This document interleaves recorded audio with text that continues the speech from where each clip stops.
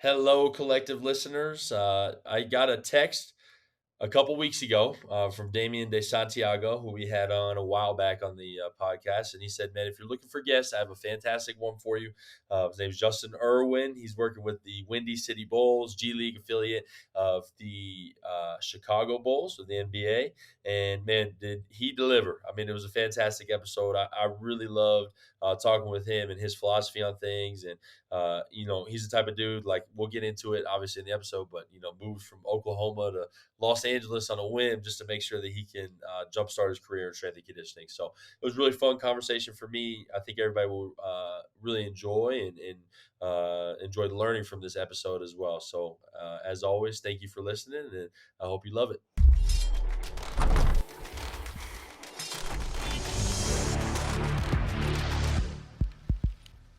What's going on, collective listeners? On today's episode, we have Justin Irwin, head strength coach of the Windy City Bulls. Justin, thank you so much for coming on. Man, thank you for having me. I'm super excited. Oh, absolutely, man. I'm really excited. And what's really cool is, we've had two previous guests on, Damien de Santiago and then John Bloom. You guys both, all three of y'all worked at Weber State before. So I'm excited to get into all that, man. And it should be good. So can you just give me a brief breakdown of your history in strength and conditioning, and then what brought you to your current position? Yeah, of course, I'd love to. So I guess we can start it off by saying I grew up not really caring about the weight room. I love basketball, I love football, baseball, just sports. Little dude, you know, didn't really care about the weight room. Like I said, just playing sports was what I wanted to do. Got to high school, really got into jumping. So, I got really interested in dunking a basketball. So that's where I found the weight room. That's where I kind of found plyometric training. So that's really where I found the love for what I do now, and kind of seeing what the weight room can do for you. Any other strength coach, kind of talking about their journey of how they found the weight room. It helped them because they weren't very good at sports. Yeah, same here. Except I just wanted to do it to dunk a basketball. Being 5'8", like that was super cool to me, super cool to other people. So that's kind of where my love for this started. I didn't really know it was didn't really know this was a job. So I'm in undergrad, a year and a half in, and man, I'm trying to do things like I'm trying to be an accountant. I changed my major about 6 times, pharmacy, construction science, like nothing I'm passionate about, I was trying to do. My buddies were doing it. Like, I'm in college, like, oh, you guys are being accountants? I'll just be an accountant, you know? So, and to be honest, didn't do well in school because not that I wasn't very intelligent, but I just didn't care. Like, I wasn't passionate about it. So, ended up transferring to my alma mater, University of Central Oklahoma. I do exercise science with nothing in mind. I'm just like, hey, I like sports, I like training, so let's do it. Move more towards physical therapy. Coincidentally, I rolled my ankle playing pickup basketball, so I went to physical therapy just kind of, just to see what it was like. My ankle was fine, but I just wanted to kind of see. My mom didn't like that because I was a high bill, just to see that I didn't want to be a physical therapist. Tough little copay. Yeah. Yeah. So I could have just volunteer intern, but I took the hard way. So I do that. First day I walk out, man, I'm like, nah, that's not me. That's not very exciting. I can't see myself being in there for a whole day. So I'm bummed about that because, again, I might be changing my major. Like, I have no clue what I'm doing again. But luckily enough, I was taking this exercise science class, and they did like a site visit. And one of my students in the class, he went to an athletic performance center in OKC. And, dude, right then and there, I was like, there it is. Like, something in my brain was like, that's it. Like, I had no clue that was a thing, but now it is. So I went and joined that gym, trained there, started interning there, fell in love with it. They posted a Instagram repost of a private gym hiring interns, and I'm geeked about this field. Like, I'm in. Like, I'll do it. I apply. I reach out to who is the owner, Tim Karen. Hey, I would love to intern for you. He gets back with me, and I hate telling the story because it's kind of like lack of attention to detail. I didn't know where it was at. Mm. So I go and check. This place is in Los Angeles, California. And I'm like, I never moved out of the state. Like I've always lived home. I'm like, all right, here we go. So the next summer I move out there, and that's really where it started, man. Like working with Tim, I had no clue what hypertrophy was, and this guy is having me read anatomy trains. So I'm Mhm. just thrown off. Like I have no clue what's going on, but I love it, right? And that really set the tone. And from there, I go back home. I'm still an undergrad. I go work as much as I can because I know, like, hey, I got more internships coming up. Like, I love this, and it's gonna be unpaid. So then I go to North Texas. That's where I found sports, like being in sports, and that's where I'm really like, yo, this is it for me, right? Then after that, back home, work one more time. Then I go to University of Florida. COVID happens. After COVID, I get a graduate assistant position at Tusculum University, which was a cool position because I was the head of men's basketball performance. So that was cool, just right out of the gate. Like I'm the head guy. And then after a year of that, I moved up, kind of was the head of the whole school. And then a year of that, I moved on to Weber. A year and a half of that, and I moved on to where I'm at now with the Windy City Bulls. So that's kind of like the long-winded answer, man. Yeah, that's the journey. Dude, that's quite the journey right there, man. I love it. I feel I like ran out of breath saying it. yeah. Now, what I love about this, right, is it's like almost like the litmus test for strength coaches, right? Is like, are you willing to move across the country for this?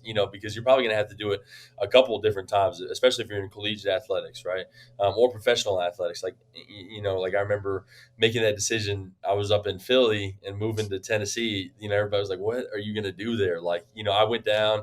I think I took my best friend. We went down and spent like one night in Knoxville, and I was like, all right, I could do this for 2 years, Mhm. and then we just enjoyed it. Like, dude, that's awesome, though. I mean, the attention to detail part is tough, right? But at the same time, like, whatever, it got you a great experience, and it seemed like it was meant to be. Yeah, man, that's how I see it too. Exactly. That's awesome. Well, first of all, Tim Cairns, it's funny you bring him up, right? Because he just followed me on Instagram this morning and I was geeked up. I saw it. I was like, Tim Yes, Cairns, man. yes. Love the strength deficit and everything. So, Yeah, um, man. He'll message me, and I'm still like, oh shoot, like it's Tim Tim Cairns messaged me, like my Cairns. guy. Like I have, I'm always talking to him. I still have that same feeling. Dude, that's awesome. Well, how was that experience working for him?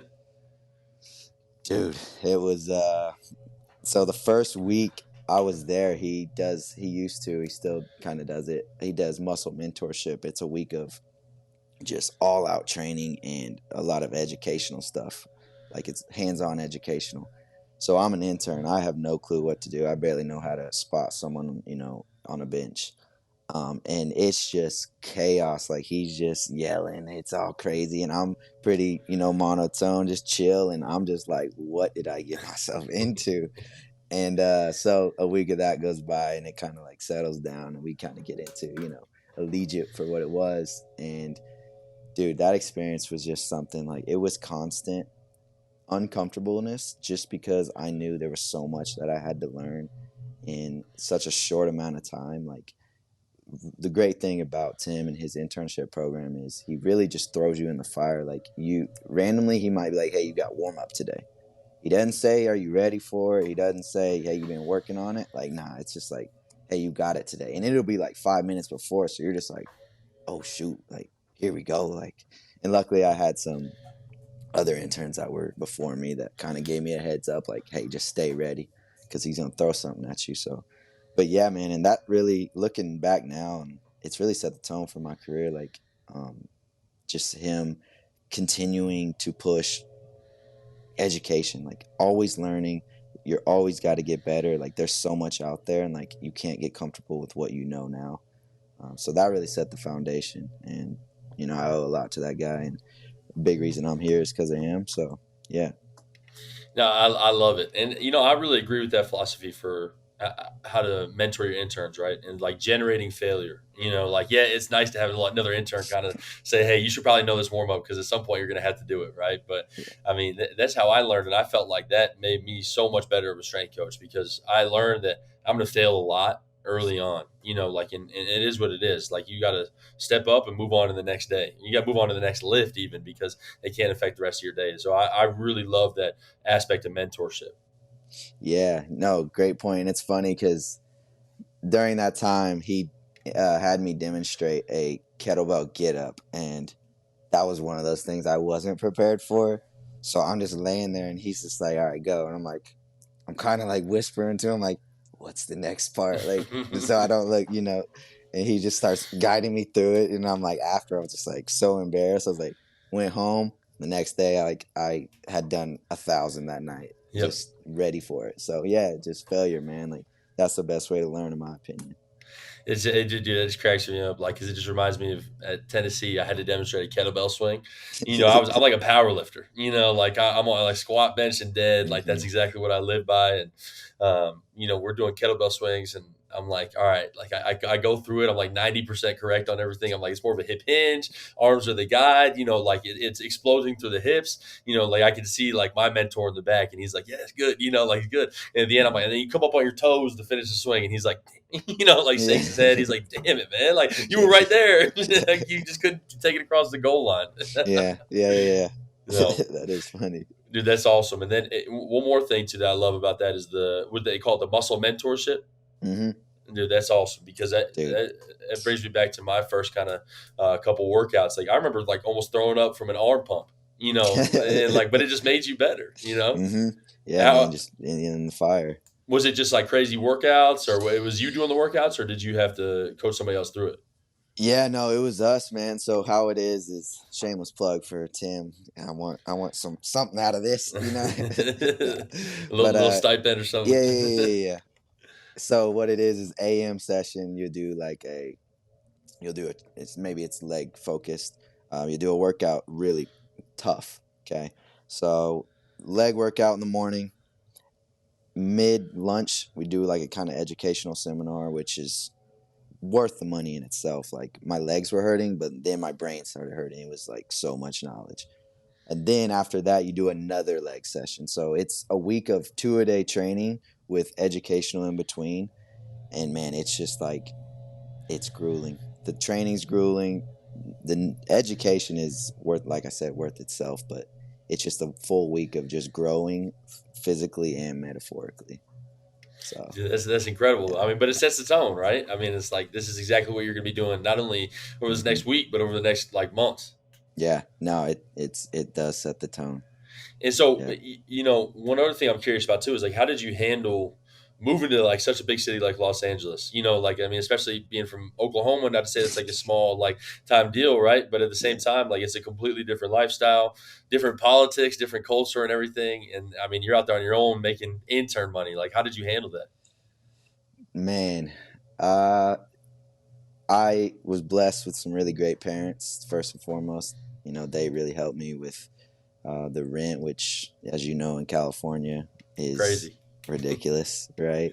And being an unpaid intern, like I knew that I was going to be unpaid, so I worked my butt off up until I left. So I knew I got the internship in October. I didn't head out until May. So from October to May, like I was working as much as I can, saving up as much as I can, just being ready to move out there.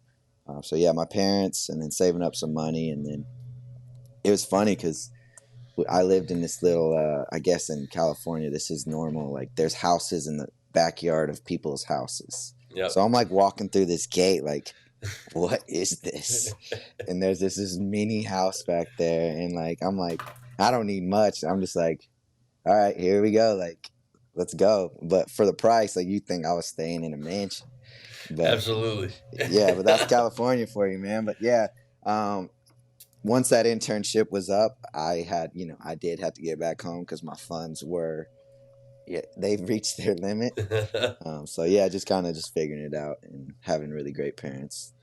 Dude, I really appreciate your honesty about that, though, right? Like, and I think that's such an important point within strength and conditioning. We talk about how to make the profession more available to other strength coaches, and it's like, man, like, it's exactly the same for me. Like, I had to pay my rent, but also I had time to like work a job. I had a car that was gifted to me by my parents, so that Hmm. I could drive for Uber and Lyft and things like that. Like, and I think that's an important topic that a lot of people kind of like to kind of just say like, yeah, man, I grinded through it, and it's like not really, because like you did have support on a lot of areas, and there's a lot of coaches who did make it through without that support, but at the same time, like I wouldn't be here unless I had that support from my parents as well.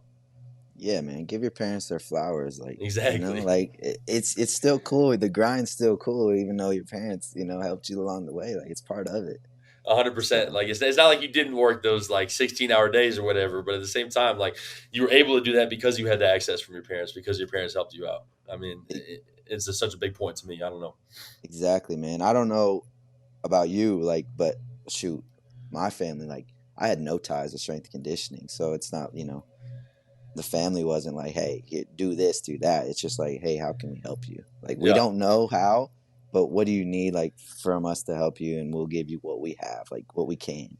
Dude, So, it's so funny you bring that up. So my mom she's a doctor of nursing. Okay, mm. my dad is an English doctor, and then my sister's a professor at University of Rochester. So I have like the opposite ties to strength and conditioning. Like what like when I told my mom I was going to be a strength coach, she cried. Like she legitimately, she was like you're throwing your life away. Like I don't know what to tell you about this. Like like you're a disgrace to the family. Like and still to this day, she's like, "Are you getting your doctorate yet?" And I'm like, "No, like I'm good." Like, Yeah, yeah, yeah, so yeah. direct opposite, but still, they still supported me at the end of the day. Yeah, my parents were kind of like, they were definitely supportive because they knew, like, I struggled finding my way, like, what do I wanted to do. So they're finally like, all right, you picked a major, like, please just stay with it. And so they're just like, but they were always like, hey, I'm an intern. They come from, working, like, they don't really understand the whole working for free. And, I'm on my third internship of working for free. And they might say like, "Hey, you ever thought of Plan B?" And like, I shut that down quickly. It's like, "Hey, this is part of it. Like, it's just a little more help. Like, I got. Please, just trust me." Yeah, that's an interesting piece too that I don't think a lot of people really bring up is like this working for free thing is not like it's not a universal experience for other careers. So when you're doing that, people are going to look at you a little bit crazy. I mean, especially like you said, you're on your third internship, not getting paid any money. Like they're going to think you're nuts a little bit. Yeah, yeah, exactly, man. I So mean, I just gotta yeah, stick with it. we were going through. I mean, I remember getting my first paycheck from Tennessee, and it was like $700, and I was like, "Man, I made it." And I was like, I'm here." Like, like there's nowhere but up. Dude, that's so funny. You say I have my first check framed. There you go. My first check, That's like, it was awesome. the coolest moment. I was like, I'm getting paid for this now. Like, let's go. And not in core powers, that you have to chug in Exactly. between groups. Or Life the is good, shakes man. that they didn't want. Like, yeah. I can't Oh, tell you how many of those at the University of Florida I drank. Like, oh, you guys don't want it? Sweet, I'll take no, all three fantastic. of them. I feel like this is a universal experience. Like all the leftover Cadoba chips after every after every team eating and stuff, man. Oh, I would go home. I would live off of like just pure chips for probably the next 2 days. dude, yes. Well, I'm interested too in kind of your growth in the field, and what you spoke about earlier. Like, and it's interesting. A lot of times you do kind of hear about guys like talking about, well, I had a strength coach who inspired me, or I really like the lifting aspect. Not as much do you really hear people talk about. I just like the jumping piece. How did you kind of start with the jumping, and then how did you start incorporate lifting into that as well? Yeah. So, like my backstory, I just was just doing plyometrics, man, like jumping every day. Didn't really care. Weight room was cool. I would do what I knew, squats here and there, but was always doing a box jump with the squat. Like, I was always jumping, low goal dunking. I grew up loving doing that. And it wasn't really until like junior year when I was like, all right, like, I'm too small. Like, I gotta like get bigger. So I started finding out, okay, there's another piece to training, and it's the weight room plus nutrition. Like, I can't just keep lifting 3x8 on this squat and then jumping boxes for the rest of the time. Like, I've got to figure something else out. And kind of got into, oh man, like, I'm starting to put on some muscle. Like, I kind of like, not bodybuilding, like, I'll never like get up on the stage and by any means, but I started like, okay, I can build muscle. And then I started seeing, okay, because I had the power and then I did the muscle, and it's kind of put it together. It's like, oh, like, I can look cool, look big and jacked and still be athletic. Like, dude, I'm hooked. And so personally, like, that's where I kind of like fell into that journey for myself. And then as I got into the college sector, it's like you hear, yeah, it's kind of the same. Like bigger, faster, stronger is a thing, but coming from where I did with Tim, like I knew like at the expense you couldn't just get bigger to get bigger. Like I'm not the guy, and I can still say that now, to just push peanut butter and jelly and milk. Like, oh, that's an easy way to gain weight, but that's just not me. Like I want to do it the right way. Like body composition is a huge thing for me as well. And that's it's tough because you want to do it right, and that's the harder way to do it. But you know, in my career so far, like I think I've been able to do a good job of that with not having much. Being at a D2, and then a kind of a mid major, you don't have all the resources, so your beliefs and philosophies are really tested because you might not have access to supplementation. Like at Tusculum, I had to go buy the fruit with my money. Like we didn't have the money to make smoothies. They let me get protein, but I wasn't just gonna do water and protein. So each day I would go stop by the grocery store and get strawberries and bananas and make smoothies after practice because at the end of the day, like that helps them. It also helps you. Like you're able to get more out of your guys if they're, as more fueled. You're trying to put on muscle, but they don't have many resources. Like you got to find it. So um, that was kind of a long-winded answer. I kind of got all over the place, but yeah. No, all good. I mean, I appreciate it. And like I guess that's something that I'm struggling with a little bit too in my situation. In from a standpoint of like, there's some guys and people I've worked with in the past who just can't gain weight. Like those are the people I feed the peanut butter and milk to because I'm like, Yeah, you just need to like you yeah, need anything at this point, like, and you're staying the same no matter what. But then 100% of the time I watch them eat and I'm like, oh, you think you're eating or you're eating so slow that like it would take you an hour and a half to eat an actual meal that would make you gain weight. But then there's other guys who uh, I feel like you put on weight pretty easily, but then at the same time, like I don't want it to be hmm bad weight, And hmm so for those coaches who are kind of lacking those resources, what are some tips or what are some things that you did to try to make sure they were getting that quality nutrition, and putting on quality weight? yeah. So I think first and foremost is really like being in their ear about how they need to be eating. Like everywhere I've been, like I have just went after dudes and just like saying like you need to eat. It's every day. Like before I say hi, and obviously I've established that relationship with them. Like it's not like I'm just trying to ask something out of them. Like that's the first and foremost most important for me is like the relationship and buy-in. But like I wasn't afraid to be like, hey, what'd you eat today? We eating today? Just going at them, questioning them, just so it's always on their mind. Like, it's my favorite part is when an athlete's like, yeah, I was about to eat this food, but then I remembered that you wouldn't like that. So I did. And I'm like, everything I've been doing is perfect. Like, now I'm in your ear at all times. Like, this is what I've been trying to get at.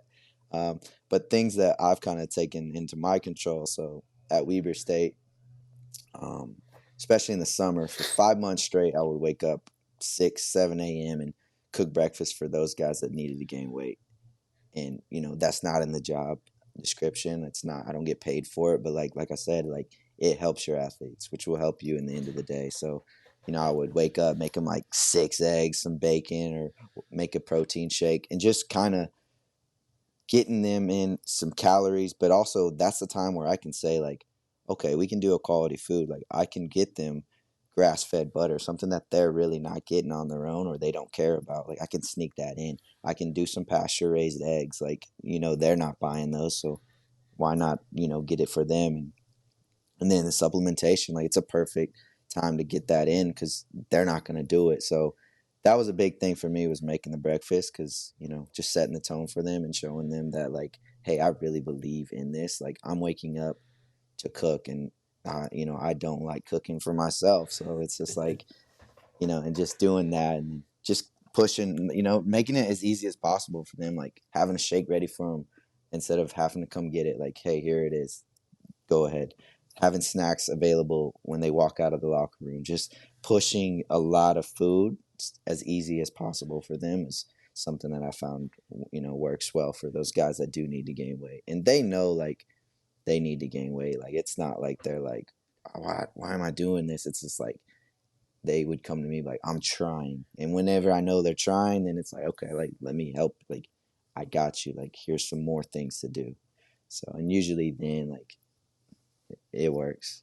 No, absolutely. And I mean, well, that's like the biggest thing I tell our recruits when they come in is like, man, I'm not gonna baby you, but at the same Hmm. time, like I am gonna give you the tools. Like I'm not gonna find you at your class and be like, oh, here's your Cliff Bar, like Yeah. stuff like that. But I am gonna make sure that you have access to that type of stuff. So I mean, because I think it's only fair as strength coaches, we're asking you to do something that's pretty like it's difficult, man. Like I Hmm. think gaining weight is harder than losing weight, especially for guys Yeah. who really like struggle with gaining weight. I mean, it's a constant 24/7 job. And I think it's harder to add in things, especially I mean, our guys who are full all the time. Like those are the guys that talk about like they're like, man, I've been eating so much food, and I'm like, I look at it and I'm like, all right, you ate like 4 ounces of chicken, some broccoli, and like a cup of mashed potatoes. He's like, I Hmm. can't eat for the next 4 hours. I'm like, yeah, this is gonna be a tough one, Yeah. Yeah.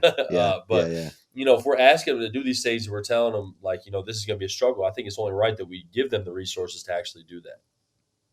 Yeah, man, absolutely. I mean, especially being, in the college sector, like from 8 to 1, like they're in class, like they jump in class to class, like and these they're not meal prepping. Like I struggle with people that are just like, oh, just start meal prepping. Like that's a hard thing to do. Like I don't even meal prep. Like I don't enjoy cooking. Like these guys, the last thing they're thinking of is like, let me make food for the week. Like so, yeah, just kind of like you said, just making it easy on them, but not babying them, like giving them the resources. And if they don't want to do it, then it will show. Like that's the great thing about weight loss and weight gain. It's like the work literally shows. Like if you're not eating enough, I know like you're not gaining any weight. And you can say like I'm eating this, but like you're not. Like the science is like I know like this is a fact. You are not eating enough, and I don't even have to be around you all day. I So love it's just like, I love the metabolism, man. They're like, dude, my metabolism just crazy, and I'm like, all right, I'm maybe, but yeah, every maybe, college yeah, athlete says, I mean, they're constantly burning calories, like, I love that, and then they're not gaining weight. It's like I know for a fact, like it's quite simple. It's energy in, energy out. it's just very simple. Yeah, you're not getting around it.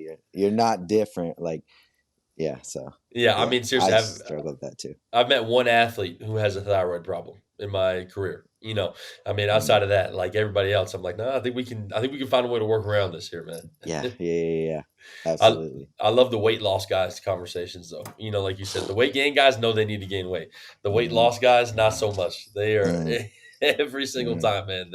They're miserable. I mean, and if you think about it too, like you're also in a calorie deficit. Like you're going to be more fatigued mentally. Hmm. You're not going to be as just prepared for each day. Like, and it's just so funny to me because they're always like, man, I'm going to lose my strength. I'm like, I'm asking you to lose 5 pounds, and if we do it right, it's going to be like at least 4 pounds of fat. Yeah, Like, and yeah. you're just going to feel way better and be in much better shape. And then it's like they think for a second, it's like, yeah, but what about my strength? I'm like, bro, come on. Yeah, exactly, man.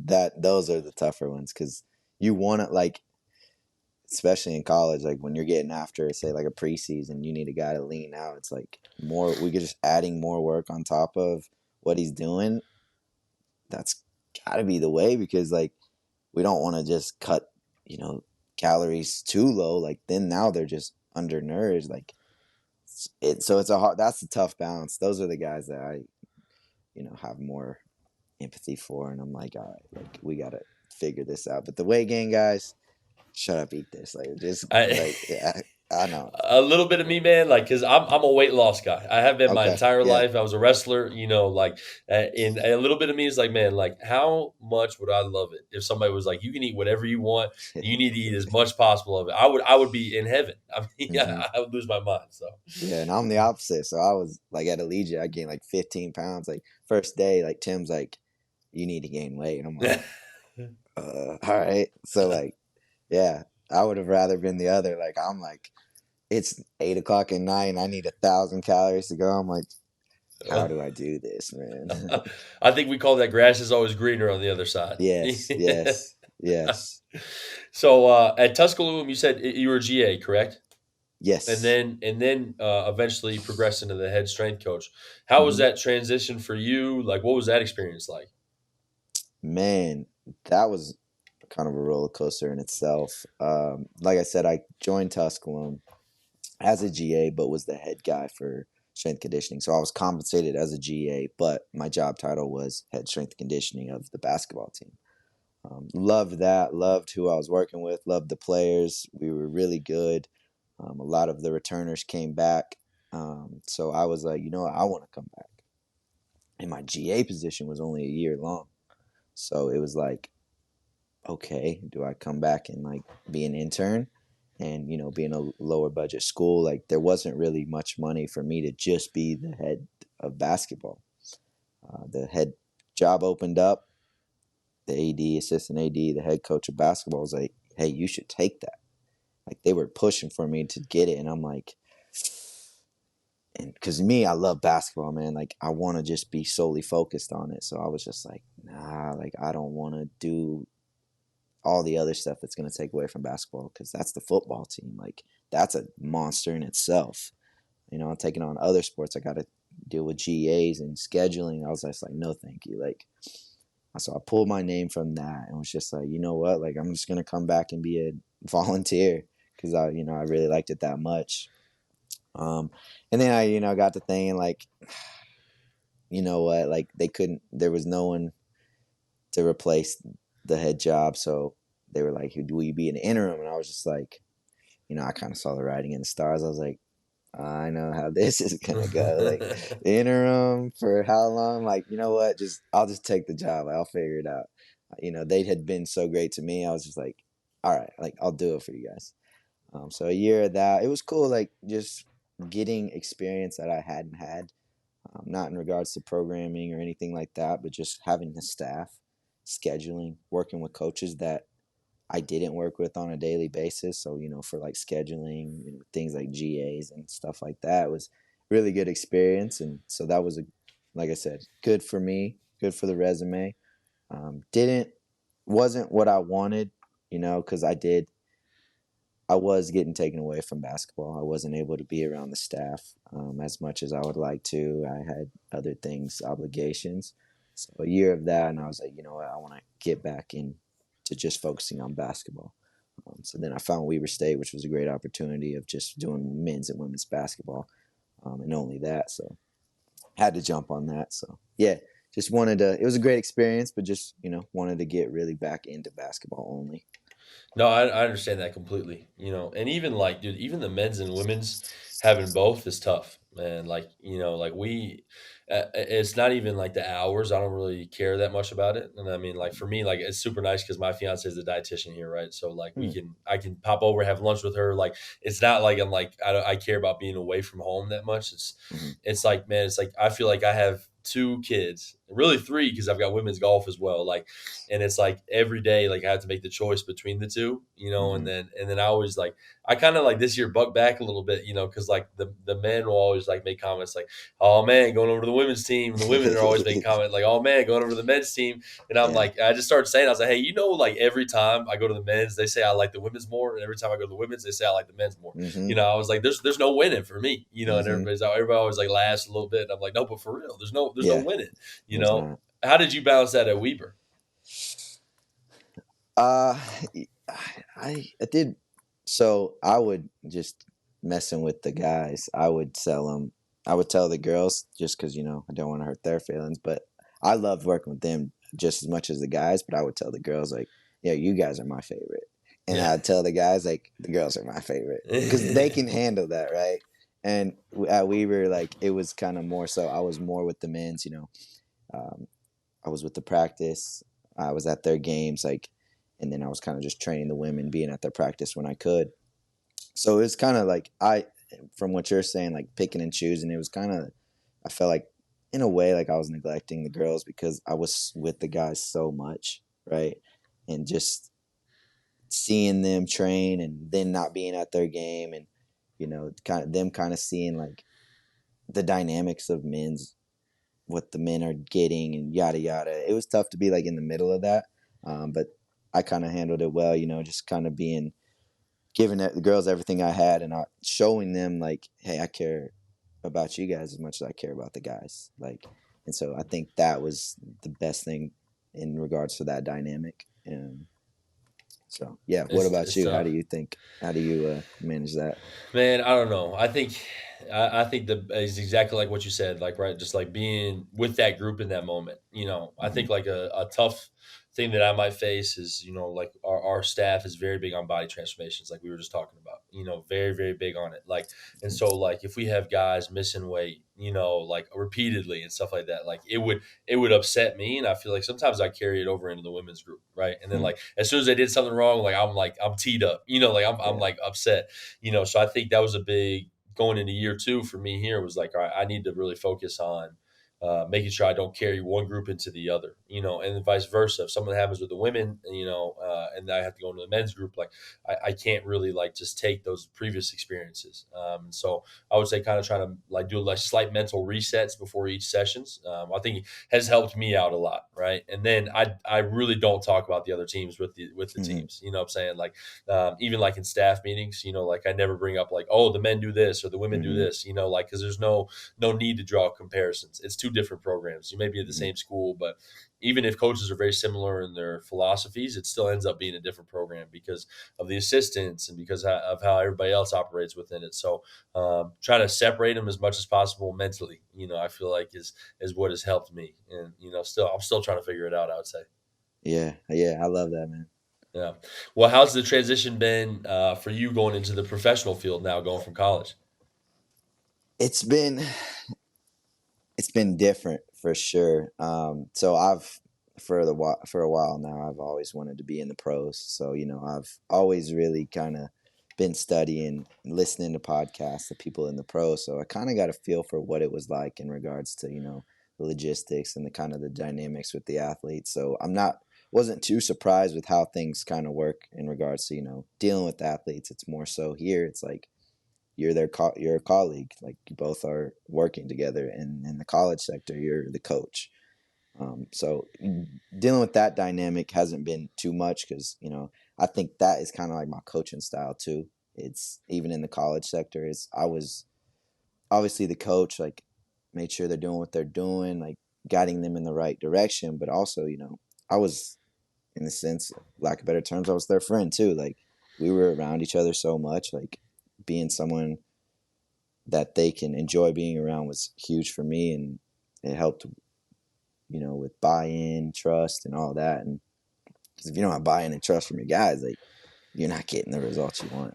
So, but in regards to just being in the pros, man, like I think it's just one thing that's been crazy is just the travel. Like I've been helping out with the Bulls, and you don't really know, like you see, like when you're a fan of a team, like you see like, oh, your favorite team's playing here tonight. The next day they're here, and then a couple days later they're back home. Like you just say, oh, home road, home road. Like you don't put too much into it, but when you're in it, like I'm training the guys after a post game, and the staff is like, all right, we're headed out to the airport. I'm like, you guys just got here yesterday. Like, yeah, that's how it is. Like, and then they get back and we're another game. Like, so just kind of seeing, like, being inside of that has been just something that's just like, man, like it's really like that. Like when you hear about microdosing and all that, like that's the way to go because this travel is that crazy. So it's That's just like, been, I mean, that's the to me got to be the biggest difference, right? Is the amount of travel that you actually have to do, and I mean, for the Sun Belt, it's Thursday, Saturday. mhm, You're away from Wednesday to Sunday, but then you get another week where you're back home. So mhm. you always have almost that reset week, like almost every single time, and that's what cracks me up. Like the college players would be like, "Hey, can we lift after the game and do this?" Because I know, I see the Suns doing this stuff Mhm. after the game and everything, and I'm like, no, like, because I'll see you tomorrow. Yeah, Like I'd yeah. rather you go to bed instead of us Yeah. training until 11 o'clock because we have other options. But I mean, at your level, it's not really that simple. Like, it's you got to get the lifts in when you can get them in. Yeah, yeah, that's a great point. Just the college sector, man, too, and like the practice schedules. Like college practices are pretty intense, Yeah. and then at this level, it's like the game is the focus, and practice is just supplemented in there. The other way around in college, it's like sometimes the practices are way harder than the games. Oh yeah. So yeah, it's just kind of. balancing that out has been something that, I've been working on since I got here.